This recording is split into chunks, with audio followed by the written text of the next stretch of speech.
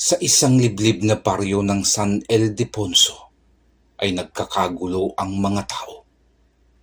Hawak ang mga itak at mahahabang pamalo ay pilit nilang pinagtatabuyan ang isang matandang lalaki palabas ng kanilang baryo dahil sa paglaganap ng isang pandemya na hindi nila maipaliwanag.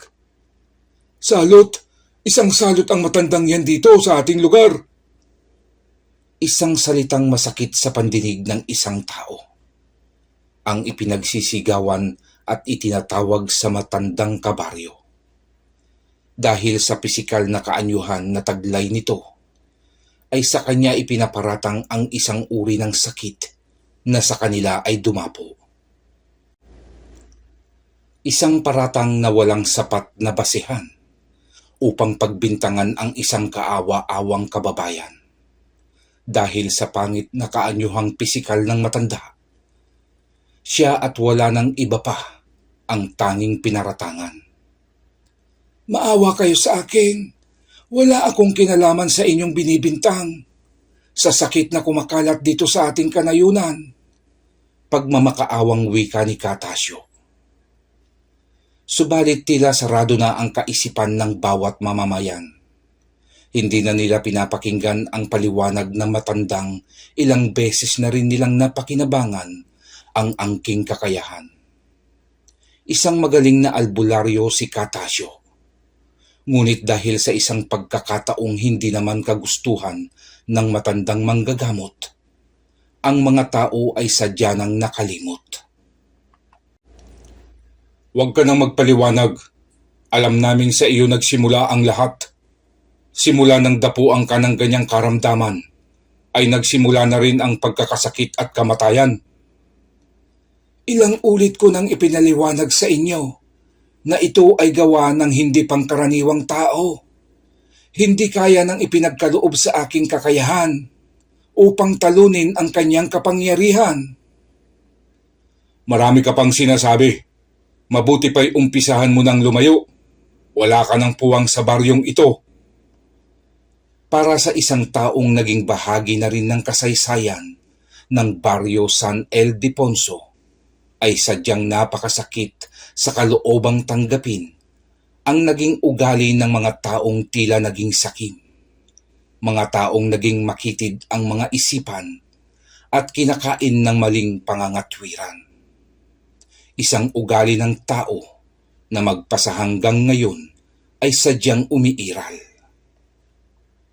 Sa kabila ng pangit na inasal ng mga tao sa matandang si Katasyo, ay nagawa pa ring magpatawad ng matandang albularyo. Kung ang paglisan ko sa baryong ito ang magpapatahimik sa inyong galit, ay gagawin ko. Ngunit ang salitang aking iiwan sa inyo ang siyang magpapaalala sa mali niyong nagawa, na kahit wala na ako, kayo'y hindi pa rin matatahimik. Dahil lalo niyo lang pinapapasok sa baryong ito ang totoong salot na inyong binabanggit. Hiling ko lang sa makapangyarihang bathala na kayo ay kanya pa ring patnubayan sa kabila ng makikitid niyong isipan. Matapos masambit ang mga katagang iyon, ay wala nang imik na nilisan ni Katasyo ang pinakamamahal na baryo. Sa labas naman ng isang kubo ay tahimik lamang na nakatanaw ang mag-asawang mababakas sa mga mukha ang labis na kalungkutan. Isang pamilyang nagtiwala pa rin sa kakayahan ng nakamulatang manggagamot, na sa mahabang panahon ay siya ang naging sandalan nila pagdating sa panggagamot. Hindi sila naniniwala sa paratang ng kanilang kapwa, sa matandang nagpagaling na rin ng maraming karamdaman ng mga tao sa San Ildefonso. Sana'y hindi nagkamali ng desisyon ang ating mga kanayon sa pagpapaalis kay Katasyo dito sa ating nayon. Saad ni Kadolpo sa asawang si Aling Agustina. Para sa akin, Dolpo, ay isang napakalaking kamalian na paratangang salot si Katasyo. Sa laki ng naitulong ng matanda sa mga nagdaang panahon dito sa baryo, ay ito pa ang igaganti nila. Oo nga, sadyang napakadaling kalimutan ng iba ang mga magagandang bagay na nagagawa ng isang tao dahil lamang sa isang pagkakamaling hindi naman sinasadya at hindi kagustuhan nito ay tila parang bulang naglaho na lamang sa kanilang kaisipan ang mga mabubuting bagay na naitulong ng matanda. Wala na tayong magagawa, kundi ipagdasal na lamang ang kanyang kaligtasan. Lumipas ang 1 linggo nang biglang sumulpot sa baryo ang hindi nakikilalang tao. Nakatingin ang lahat sa bukana ng baryo kung saan naglalakad ang isang estranghero. Nakadamit ng itim na kasuotan ito at marahan ang paglalakad habang kaliwat kanan ang ginagawang pagmamasid sa mga tao. Nang mapatapat sa bahay ng pinakapinuno ng baryo, ay hinanap nito si Kapitan Ingo. Nilapitan nito ang isang matandang lalaki na nakaupo sa 3 baitang ng kawayang hagdanan. Nakangiti nitong tinitigan ang matanda. Hindi nakaimik ang matandang Kapitan del Barrio, na napatitig lamang ang mga namimilog nitong mata sa estrangherong nakatayo sa harapan niya. Gamit ang kapangyarihan ng isip, ay nakipag-usap sa kapitan ang lalaking ito.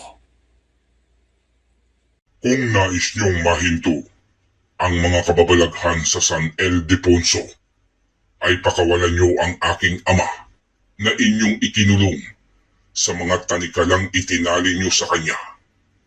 Kung hindi niyo gagawin ang aking hiling, ay maghanda kayo sa mas matinding dilubyong darating. Papatayin ko lahat ng taong nabubuhay dito sa Barrio San Ildefonso.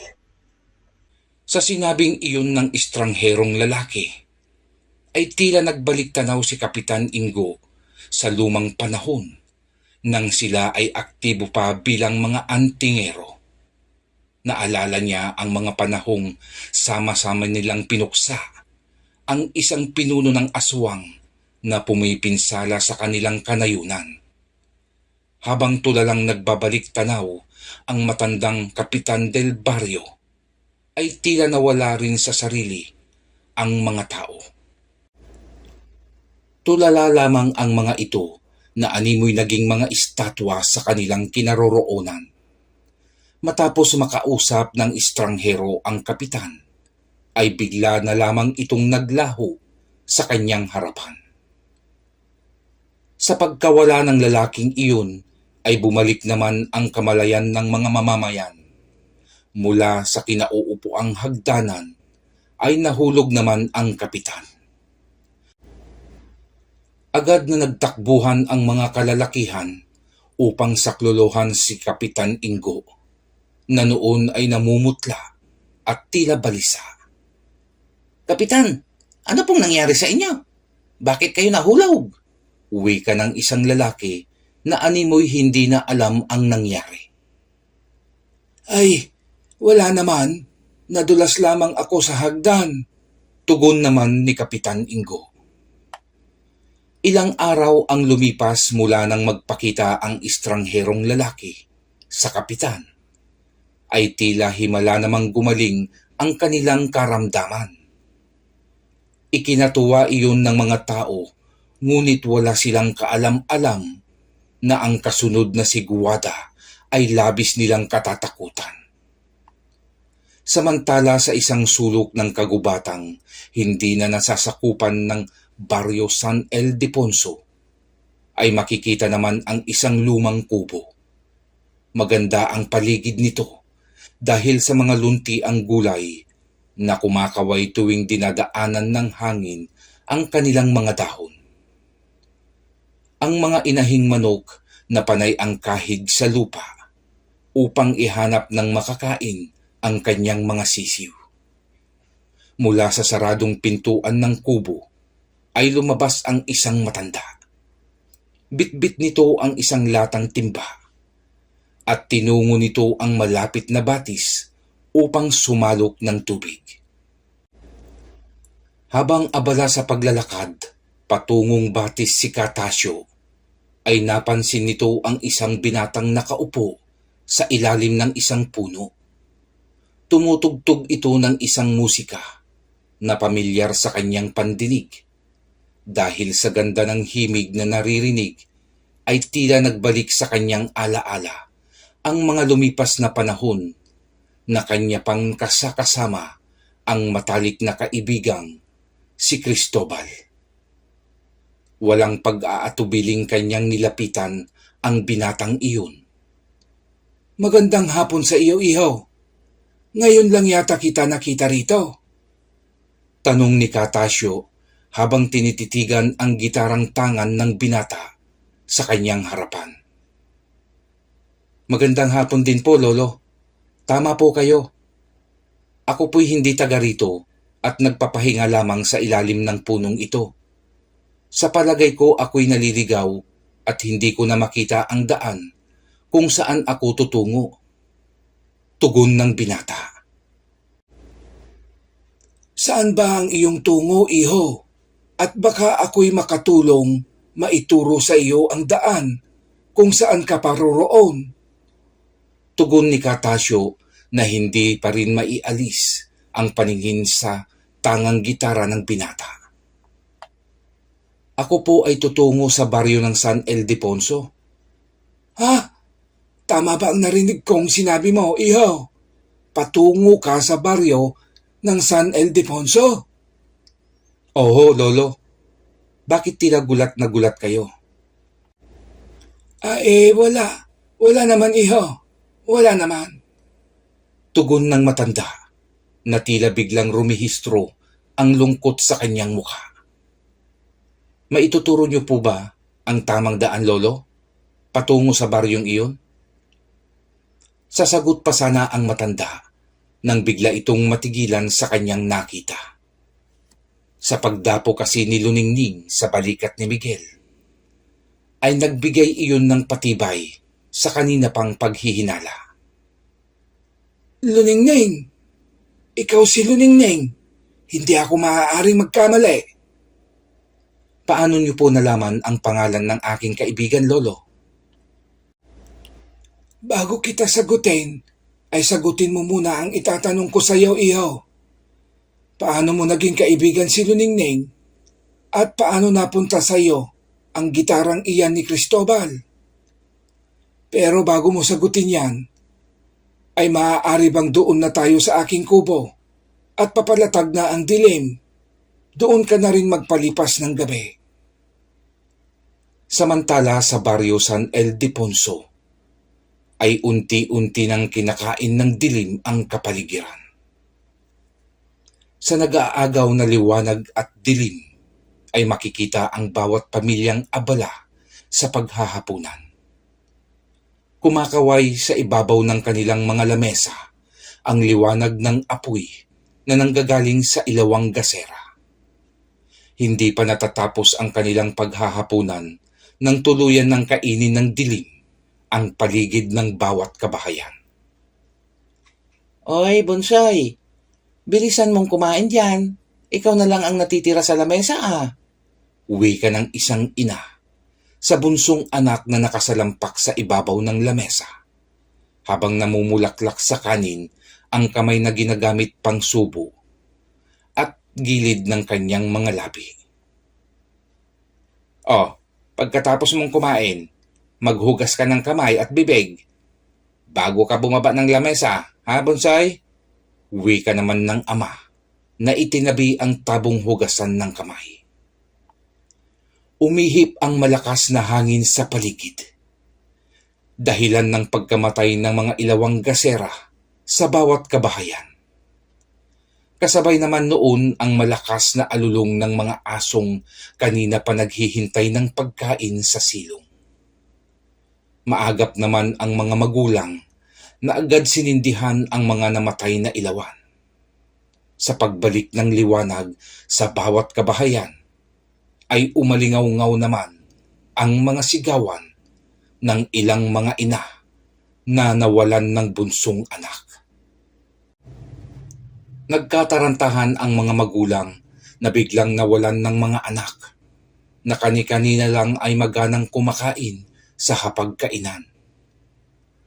Nagsasagutan ang mga pagtangis ng kababaihan, nagsasalubungan naman ang mga sigawan ng kalalakihan, habang tulirong hinahanap ang mga nawawalang anak.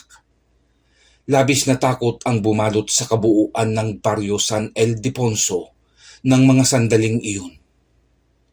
Sa bahay ni Kapitan Ingo ay hindi ito mapakali. Pabalik-balik na naglalakad sa kanilang sala na naglalangit-ngitan ang sahig na kawayan. Tumigil lang ito at tila natauhan nang sigawan siya ni Aling Tinang na kanyang may bahay. Ano ka ba, Ingo? Kanina ka pa lagarin ng lagaring palakad-lakad dyan. Bakit ba? Ano bang problema mo? At tila aligaga ka. Huwag mong sabihin natatakot ka ngayon sa dilim. Hindi mo ba naririnig ang mga nakakabinging daing ng iyong kanayon? Hati nang. Ibig sabihin ay isang kababalaghan na naman ang bumabalot dito sa kanayunan. Hindi nagtagal ay nagdatingan sa harap ng tahanan nila Kapitan Ingo ang mga kalalakihang may bitbit ng sulong ilawan. "Kapitan, magandang gabi po, Kapitan!" Pagtawag ng mga taong balot ng takot at kilabot. Mabilis namang dumungaw sa bintana si Kapitan Ingo. Oh, magandang gabi naman sa inyong lahat. Bakit kayo napasugod? Sandali, at ako'y mananaog. Nang makababa na ito ng bahay, ay hinarap nito ang mga kanayon na nais siyang makausap. Oh, bakit kayo napasugod? Ano bang problema? "Kapitan, ang mga bunso po naming anak, bigla na lamang nawala. Hindi na namin mahanap. Ano ho ba ang nangyayari sa ating baryo?" Huminahon kayo mga kasama. Ako man ay naguguluhan na sa nagaganap na mga kababalaghan dito sa ating nayon. Maaaring ito ay ganti ng anak ni Saros, ang pinuno ng aswang na aming napuksa. Mahabang panahon na ang nakakaraan. Nais kasi ng kanyang anak na si Edward na alisin namin ang iginapos naming tanikala sa kanyang ama upang ito ay makalaya. At kung hindi ito mangyayari, ay kaparusahan sa Baryo San Ildefonso ang kanyang igagawad. Bakit hindi niyo pa pakawalan si Saros na iyon, Kapitan, upang hindi na tayo guluhin pa ng Edward na yaon? Hindi ganun kadali ang sitwasyon mga kasama. Una ay hindi na kami kompletong tatlo upang alisin ang bisa ng orasyong bumabalot sa tanikalang nakagapos kay Saros. Nasaan na ba ang mga kasama niyo? Ang isa naming kasama ay si Cristobal. At hindi ko na alam kung saan ito nagtungo mula nang matalo namin ang pinuno ng mga aswang. Ang pangalawa naman ay kamakailan nyo lang inakusahan at pinagtabuyan dito sa baryo. Yun ay si Tasyo. Oh, si Mang Tasyo? Oo, si Tasyo. Kaya ko kayo pinipigilan noon. Ngunit ayaw niyong makinig. Nagpatalo kayo sa maling akala at pag-aakusa sa isang taong walang sala. Kaya ganun ang itsura ni Tasyo ay dahil sa kalmot na natamo niya kay Saros. Umingay ang paligid. Nagsisihan ang mga kalalakihang naroroon na nakarinig sa sinabi ni Kapitan Ingo. Lahat ay hindi makapaniwala kung ano ang kontribusyon ni Tandang Tasyo sa Baryo San Ildefonso. At kung magkataong mangyari ang kagustuhan ni Edward na mapakawalan ang kanyang amang si Saros, ay tiyak dilubyo din ang ating sasapitin. Kilala ko kung gaano katuso ang mga aswang. tiyak tayo ay paghihigantihan ni Saros. Ang tanging kailangan natin ngayon ay ang magiging tagapagtanggol laban sa mga aswang. Sana ay may maligaw na kayang tapatan ang lakas na taglay ng anak ni Saros. Bakit kayo, Kapitan? Di ba't nagawa niyong silang talunin noon? Sa palagay niyo ba, sa edad kong ito ay kaya ko pang lumaban? Kahit pa sabihin niyong may taglay akong agimat, hindi na kaya ng aking katawan upang kontrolin ang lakas na taglay ng isang talisman pangdigmaan. Nasa ganun silang pag-uusap. Nang isang sigaw naman ang umalingaw-ngaw sa kabuuan ng kanilang baryo. Kapitan, doon ang gagaling ang pagsigaw sa bahay nila Kadoming. Tara, madali kayo. Puntahan natin at tiyak nangangailangan sila ng tulong. Agad nang nagtakbuhan ang mga ito. Nagliliwanag ang nagliliyab na apoy ng mga tangang sulo habang tinatahak nila ang kadiliman na daan patungo sa bahay nila Kadoming. Pagsapit nila sa bahay ay nakasara ang buong kabahayan. Ngunit dinig nila ang kalabugan at hiyawan sa loob ng bahay. Wala silang idea kung ano ba ang nangyayari sa pamilya. Sinubukang tumawag ng Kapitan Del Barrio, ngunit walang tumugon sa kanyang pagtawag. Tanging mga nakakakilabot na pagsigaw at iyak lamang ang sumasagot sa kanilang pagtawag. Pasukin na kaya natin, Kapitan, bago pa mahuli ang lahat. Sige, bahala na. Tara, pasukin natin. Tinadyakan ng isang lalaki ang tablang pintuan ng bahay. Sa pagbukas niyon, ay nakita nila ang nagtatagong kaganapan sa loob ng tahanan nila Kadoming. Nakahiga sa sahig ang dalaga nilang anak, habang pilit pinipigilan ng mag-asawa ang pagwawala nito. Dumadaing naman ng labis na sakit na nararamdaman ang dalaga. Lumulobo kasi ang tiyan nito habang lumalabas ang maitim na dugo sa maselang bahagi ng dalaga. Umaagos sa sahig ang itim na dugong iyon. Maya-maya lang ay lumobo na rin ang liig ng dalaga at umagos na rin ang itim na dugo sa kanyang bunganga. Hindi nagtagal ay nawalan na ito ng buhay. Ang mga kalalakihang rumisponde, kabilang si Kapitan Ingo, ay hindi na nakagalaw sa kanilang kinatatayuan. Natulala na lamang ang mga ito sa nasaksihan. Kinabukasan ay maagang nagising si Miguel. May kadiliman pa noon ang paligid dahil na rin sa makakapal na dahon ng mga puno na pumipigil sa pagpasok ng liwanag. Tinungo nito ang kalan at sinimulang magpadaig ng kahoy na panggatong upang magpainit ng tubig na gagamitin sa pagtitimpla ng kape. Habang hinihintay ang pagkulo ng tubig sa takure, ay napalingon ito sa matandang kasalukuyan pa ring natutulog. Napailing si Miguel. Naalala kasi nito ang ikwento ni Katasio na ipinagtabuyan siya ng mga tao sa sariling baryo. Unti-unti nang sumisilip ang liwanag sa paligid. Tumilaok na rin ang tandang na sa mga panahong iyon ay nagsisilbing orasan. Kita ni Miguel ang pag-iinat ng matanda sa higaan. Indikasyong ito ay gigising na rin. Magandang araw ho, Katasio. Tara ho at magkape. Ito ho sa lamesa ang inyong mainit na kape. Ay, salamat ihaw. Maaga kayatang nagising ah. Oho, kailangan ko na rin hong mag-umpisang maglakad upang madali kong marating ang baryong nangangailangan ng tulong. Ay, ang baryong aking sinilangan na ngayon ay hindi ko na kayang tulungan sa hinihingi niyang katarungan.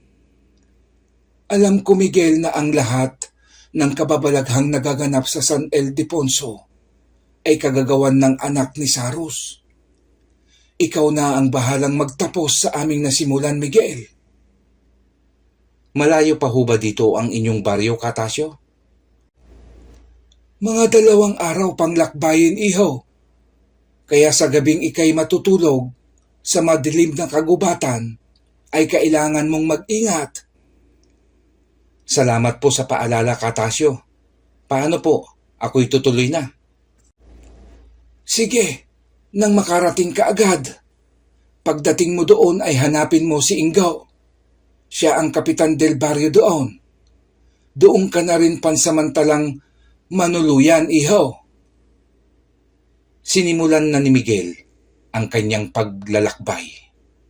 Umaasang sa pagbabalik ni Luningning ay makatanggap siya ng magandang balita na sana ay hindi pa huli ang pagdating niya sa baryo San Ildefonso. Isang araw ang lumipas at inabot na ng dilim si Miguel sa daan. Kinailangan niyang makahanap ng maayos na matutulugan sa ilalim ng nagtataasang puno at madawag na damuhan. Isang di kataasang sanga ng malaking puno ang nakita niyang perpektong maaari niyang gawing higaan habang pinapalipas ang malamig na magdamag sa kagubatan. Samantala sa baryo Ildefonso ay balisa ang mga tao.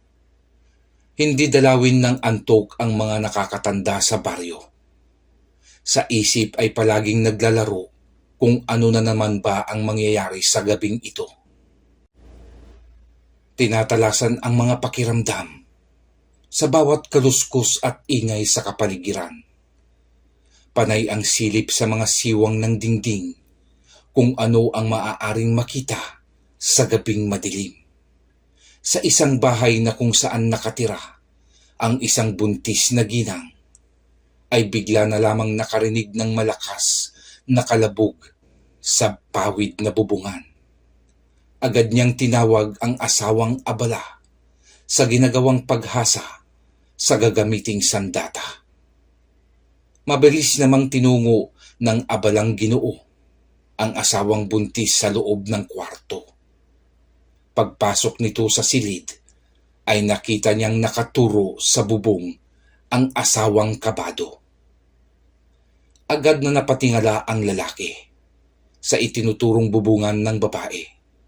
Doon ay kanyang nakita ang mapupulang mata na nakasilip sa maliit na butas na ginawa ng aswang na tiktik. Walang hiya kang aswang ka? Kita ko ang iyong mga mata, hayop ka. Balak mo pang biktimahin ang aking asawa? Humanda ka sa aking paglabas at sa oras na mahuli kita, ikay aking pagpipira-pirasuhin. Mabilis nang lumabas ang lalaki at nagsisisigaw ito. Hinahamon ang nilalang na hayok sa laman ng tao. Sa inis ng aswang na naisturbo, ay agad namang tumalon pababa sa mismong harapan ng galit na Ginoo. Dito ay mabilis silang nagpambuno. Agad na tinaga ng Ginoo ang nilalang na puno ng maitim na balahibo ang buong katawan nito. Nagawa niyang masugatan ang aswang. At sa balikat niya ito, tinamaan. Bahagyang napaatras ang nilalang dahil sa pagkagulat nang siya ay tamaan. Ngunit sa angkin nitong kapangyarihan bilang alagad ng kadiliman, ay mabilis niyang nilundag ang lalaking may tangan ng itak. Sa pagkapit nito sa Ginoo, ay agad silang bumagsak sa lupa at nagsimulang magpambuno. Ibinuhos ng Ginoo ang buo niyang lakas upang hindi siya masakmal ng gutom na nilalang.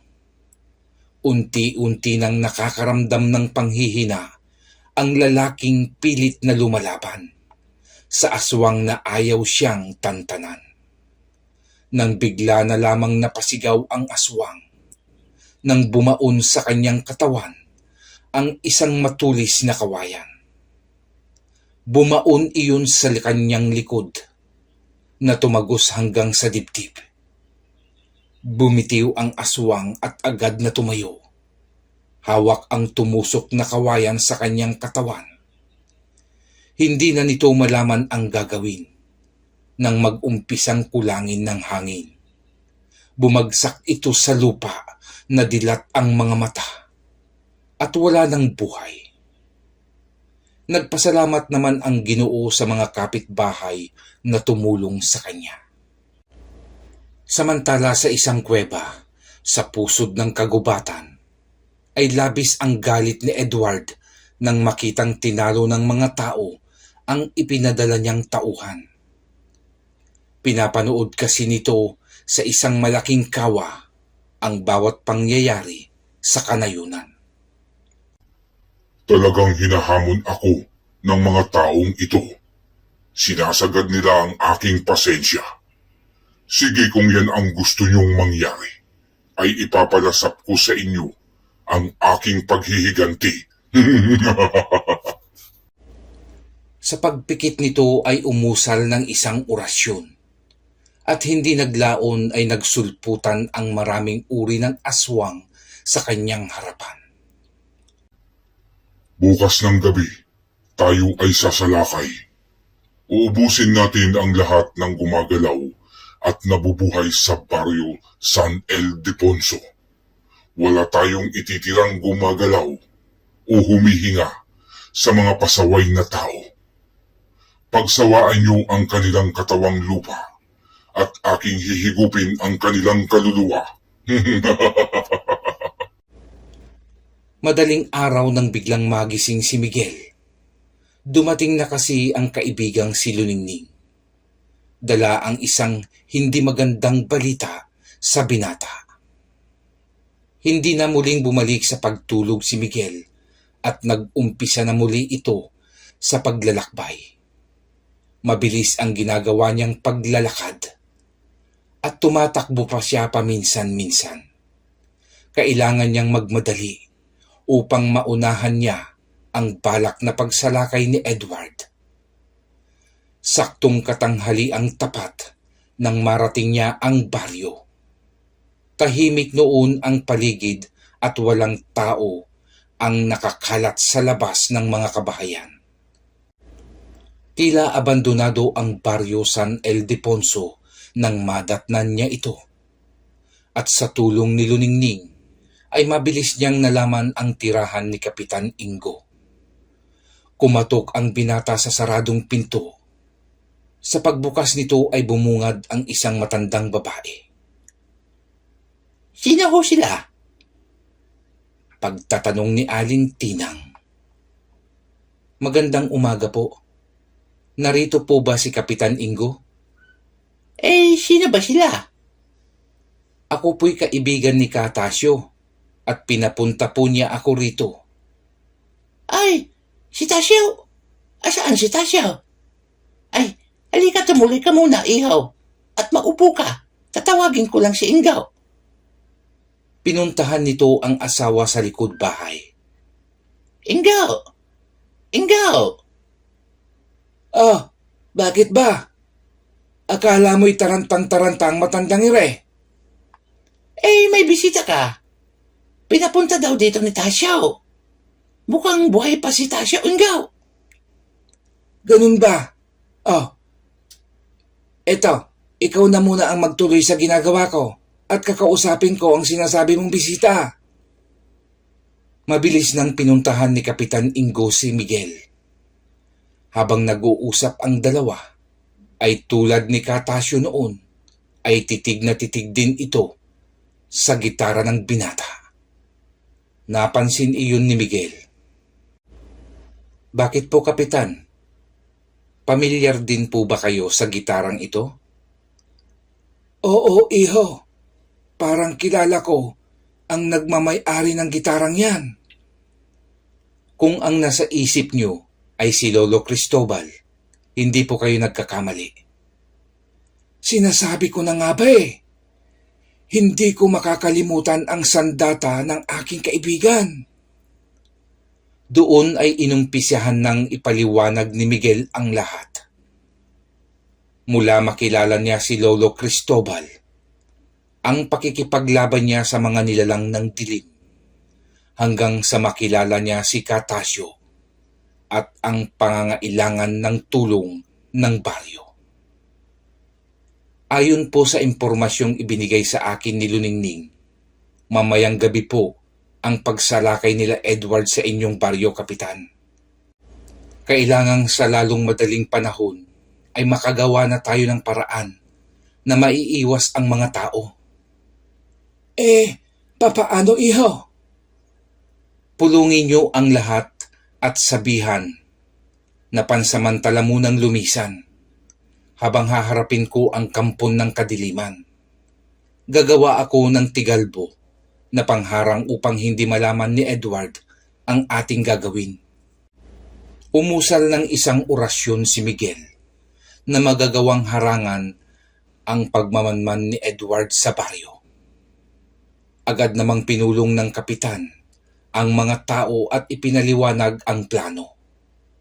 Sumunod ang mga tao sa pakiusap ni kapitan at nagsimula na silang umalis sa baryo upang magtungo sa isang lugar ng kagubatan. Nang makaalis na ang lahat, ay gumawa muli si Miguel ng pangharang upang hindi matuntun ng mga aswang ang kinaroroonan ng mga tao. Lalong naging tahimik ang kabuuan ng baryo. Tanging mga sipol ng hangin ang maririnig mong dumadaan sa maalikabok na kalsada. Sarado ang mga kabahayan. Sa bahay ng kapitan ay tahimik lang din na naghihintay si Miguel sa pagdating ng grupo ni Edward. Nag-uumpisa ng lumubog ang araw mula sa kanluran. Dahan-dahan na ring gumagapang ang lagim. Ilang minuto pa ang lumipas at tuluyan nang nagtago ang liwanag. Mula sa bukana ng baryo ay isang makapanindig balahibong alulong ng aso ang kumawala sa katahimikan ng gabi. Hudyat para maghanda si Miguel sa paparating na pakikipaglaban sa kampon ng kadiliman. Hinawakan ni Miguel ang itim na kwintas ng balite na namanan niya kay Kabanong at umusal ito ng isang orasyon. Itinono ang gitara na bigay sa kanya ni Lolo Cristobal. Nakahanda na ang binata sa pakikipagdigma. Mula sa malamlam na liwanag na sinasalo ng kalsada ay isang nilalang ang kanyang nakita. Gumagapang iyon sa lupa na animoy isang pusa. Isang malaking pusang itim ang nooy palingalinga sa bawat bahay na kanyang nadadaanan. Marahang lumabas ng bahay si Miguel at pakubli-kubli sa dilim habang tinutungo nito ang malaking punong kahoy. Sa punong iyon ay doon siya nagtago. Inakyat ng binata at naupo sa isang sanga kung saan ay tanaw niya ang nilalang kanina. Isang mahinang tipa ang kanyang ginawa at mula sa gitara ay lumabas ang usok na nasa kaanyuhang malaking gulok. Umikot-ikot ito at tinungo ang kinaroroonan ng aswang na gumagapang. At hindi nagtagal, ito ay nahati na lamang. Sa pagkamatay ng aswang na iyon, ay bigla nang naglabasan ang mas marami pang aswang sa mga bubungan. Kalmado lang si Miguel at muling tumipa at muling pinalabas ang mga espada. Naglaglagan ang mga aswang mula sa bubungan. Bumabagsak sa lupa na hati na ang mga katawan, habang ang iba ay hindi malaman kung saan nanggagaling ang bagay na sa kanila ay pumapaslang. Sunod-sunod na tipa ang pinakawalan ng binata at sa isang iglap simot ang aswang.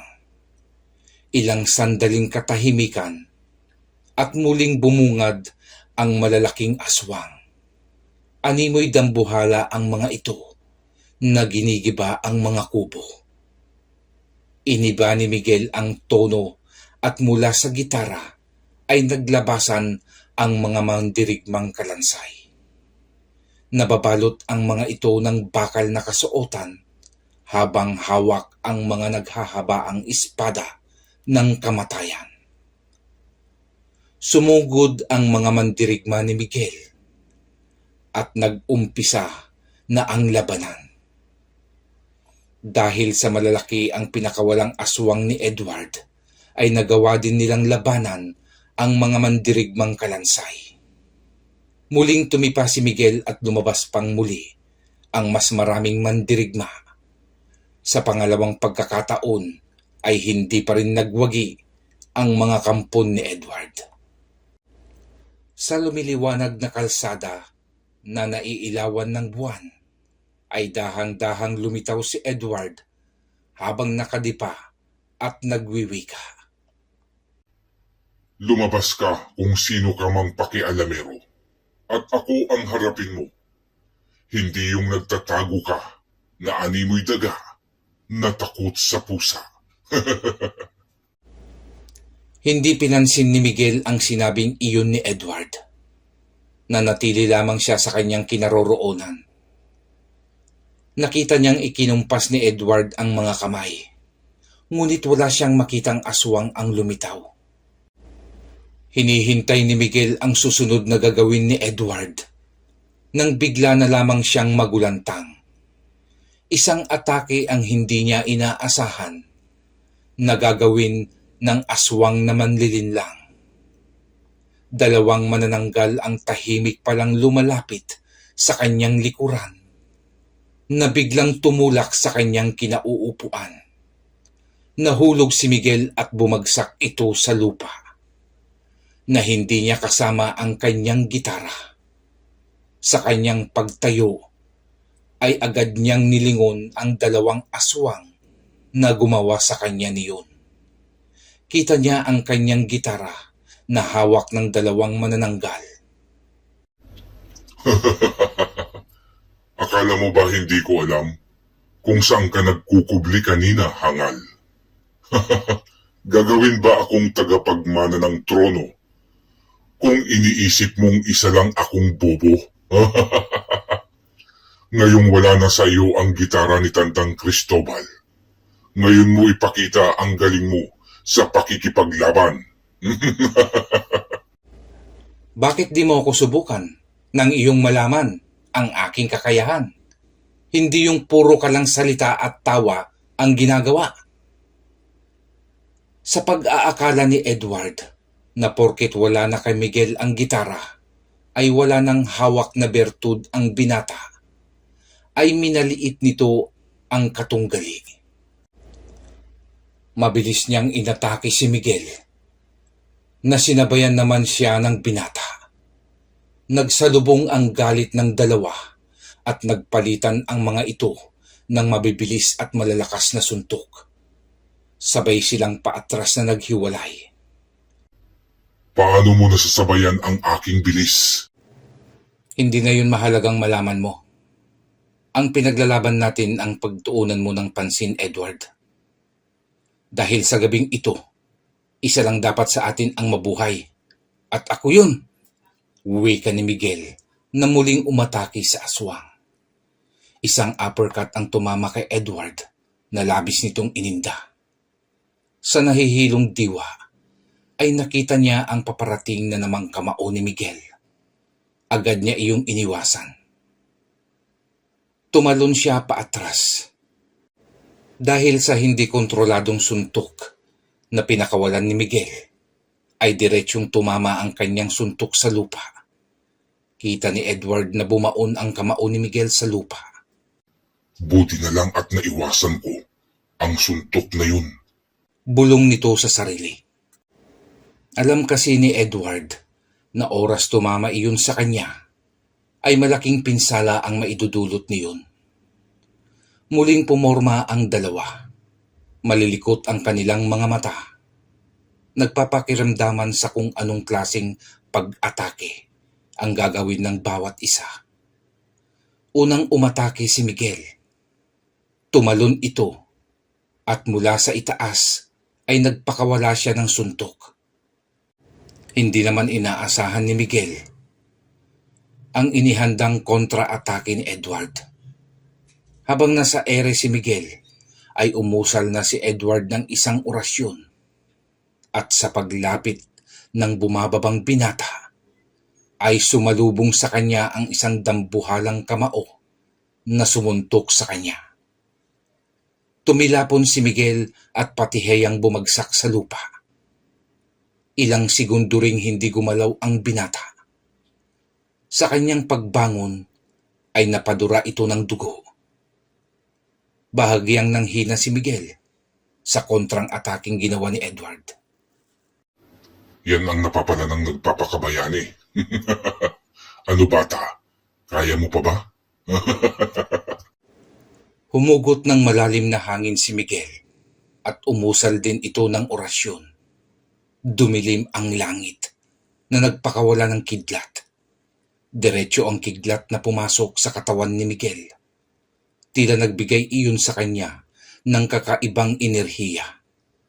Nabalot ng tila kuryente ang katawan ng binata habang ang kanyang mga kalamnan ay naglakihan. Sa nakitang iyon ni Edward ay mabilis din itong umusal ng orasyon na nagpabago naman sa kanyang katauhan. Napunit ang mga laman ni Edward at tila lumabas ang isang malaki at nakakatakot na itsura ng isang demonyo sa loob ng kanyang katawan. Naging isang dambuhalang aswang si Edward. Sa nakitang iyon ng binata ay hindi nagkaroon ng takot si Miguel. Tiwala siya sa ibinigay na lakas sa kanya ng mutya ng balite. Kapangyarihan ng mutya na kailan lang niya na pag-aralang palabasin at ni minsan ay hindi nagawa ni Kabanong noong panahong ito ang nagmamay-ari ng mutya. Umatake si Edward. Malalakas ang mga binibitawang suntok at kalmot. Ngunit dahil sa laki nito, ay bahagyang bumagal naman ang kanyang pagkilos. Hindi tulad ni Miguel, na maliksi pa rin ang pangangatawan. Naiiwasan lang ni Miguel ang mga suntok na iyon ni Edward. Nakasilip ng pagkakataon si Miguel at binira nito ng magkakasunod na suntok ang tagiliran ni Edward. Hinarap siya ng halimaw at sinubukang dakutin. Sa pamamagitan ng pagtumbling ay naiwasan ni Miguel ang malaking kamay na iyon. Muli na naman niyang sinunod-sunod ng suntok ang tagiliran ni Edward hanggang sa makarinig siya ng lagutok. Napasigaw ang dambuhalang aswang dahil sa nabaling tadyang. Sa galit ng nilalang ay nagbuga ito ng apoy. Animoy dragon na nilalabasan ng apoy ang bunganga ni Edward. Tumakbo si Miguel. Paikot-ikot ang ginawa niyang pagtakbo upang iwasan niya ang malakas na apoy na ibinubuga ni Edward. Tuwang-tuwa naman ang dalawang manananggal habang pinapanood ang labanan ng dalawa. Sa pag-ikot ni Miguel sa likod ni Edward, ay mabilis na iyong inakyat at isang malakas na suntok sa batok ang kanyang iginawad. Tila tuyong kahoy namang nabuwal ang higanting aswang na napasubsob sa lupang tigang. Sa pagbagsak ni Edward sa lupa, ay siya naman ang pagkawala ni Miguel sa paningin ng dalawang manananggal. Hinahanap ng kanilang mata ang binata na hindi na nila makita. Hindi nila namalayan na nasa likuran na nila ang hinahanap na binata. Hoy, ako ba ang hinahanap nyo? Wika nito, na sabay niyang pinag-untog ang mga ulo. Parehas na nawalan ng malay ang dalawang aswang. na isinampay ni Miguel sa malaking sanga ng punong kahoy. Nang makuha ni Miguel ang kanyang gitara, "Tapos ka na, Edward. Matatahimik na ngayon ang San Ildefonso." Pinakawalan lahat ni Miguel ang mga mandirigma ng gitara at tinugtog nito ang isang musika na siya mismo ang lumikha. Umihip ang hangin at umikot iyon na parang ipo-ipo habang isang-isang hinihigop ang mga mandirigma ng gitara. Bumibilis at lumalakas ang tila ipo-ipong iyon at nang ito ay huminto ay lumabas ang isang dambuhalang kalansay na may tangan ng malaking espada. Marahang tinipa ni Miguel ang gitara na siyang nagpapakilos sa mandirigma. Sa paglapit nito sa nakayukong si Edward, ay itinyaga nito ang hawak na espada. Gumulong sa lupa ang ulo ni Edward at umagos sa lupa ang dugo ng halimaw. Matapos iyon ay pinabalik na ni Miguel sa loob ng gitara ang kanyang mga mandirigma. Inilabas naman niya mula sa isang bag ang isang garapon. Inusal ng binata ang orasyong ibinigay sa kanya ni Katasyo. Pagkatapos mausal ang orasyon, ay binuksan niya ang takip ng garapon at hinigop nito ang lahat ng kaluluwa ng mga aswang at nakulong sa loob ng garapon. Malayang nang nakabalik ng baryo ang mga tao. Bagamat malaki din ang naging pinsala sa kanilang ari-arian, ay baliwala na sa kanila. Ang mahalaga sa kanila ay nakawala na sila sa kamay ng anak ni Saros. Makalipas naman ang ilang araw ay nagpaalam na siya sa mga tao at nilisan na ni Miguel ang baryo San Ildefonso. Kasama ang kanyang kaibigang ibon ay naglakad na sila palabas ng baryo at hindi na natin alam kung saan na naman sila patungo. Marami pong salamat mga kakilabot sa inyo pong pakikinig. Sana po ay nagustuhan nyo ang ating kwento ngayon. Huwag pong kalimutang mag-comment, mag-like at mag-subscribe dahil malaki pong maitutulong nito sa akin upang makagawa pa po ng mga kwento na magpapaalis ng inyong pagod. Dumako na po tayo sa ating shoutout. Shoutout po kina Nery Coyones, Charlene Gumansing, Asilay Gumban, John Sobiaga, Kesil Lopez from Riyadh. Hello po sa mga taga Riyadh. Leo Daban, Jean Romay from Kuwait. Sa mga Kuwait po, hello. Jacqueline Sibayan, Mayan Songayab, Erika Tijano, Marieta Flores, Norlene Picachi from Manila. Sa mga taga Manila po, hello. Ike Flor, Teteng Gala Official Vlog from Tondo. Sa mga taga Tondo, hello po. Bergie Gatab, Marlon Candelario, Rhea de la Peña, Dexter Salvame, Miriam Belbet, Rene Musanto, Ricardo Sauce, Leonie Rocafort, Celine Garcia ng Mirla Beauty Salon from Taif, KSA. Hello po. Teresita Serrano, June Arlan Espartino, Rolly Amaya, Rex Jean Bierman, Aine Barnard, at sa lahat po ng ating mga OFW sa buong mundo. Mabuhay po kayo mga kabayan. Salamat pong muli mga kakilabot sa inyo pong pakikinig.